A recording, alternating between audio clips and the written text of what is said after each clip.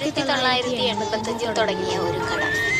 ഇത്രയും വർഷം ഇവിടെ കൊടുത്തത് ഒരൊറ്റ വിഭവം മാത്രമാണ് കേട്ടോ.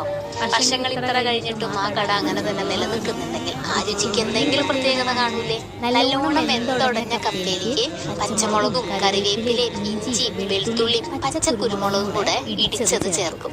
നന്നായി ഇളക്കിയിട്ട് കുറുകി വരുന്ന സമയത്ത് അതിലേക്ക് കുറച്ച് പച്ച വെളിച്ചെണ്ണയും കൂടെ ഒഴിച്ചിട്ടാണ് തരിക. ഇത് കുറച്ച് ലൂസായിട്ടുള്ള ഒരു ഐറ്റാണ് കേട്ടോ. അതുകൊണ്ട് തന്നെ അച്ഛൻ ഇതിനിട്ടിരിക്കുന്ന പേര് കപ്പക്കഞ്ഞി എന്നാണ്. മുട്ട ചിക്കി പൊരിച്ചതാണ് ഇതിന്റെ കൂടെ കോമ്പിനേഷൻ ആയിട്ട് തരിക. കപ്പയും മുട്ടയും കൂടി ചേർത്തിട്ട് ഒരു പ്ലേറ്റിന്റെ റേറ്റ് 45 രൂപയാണ്.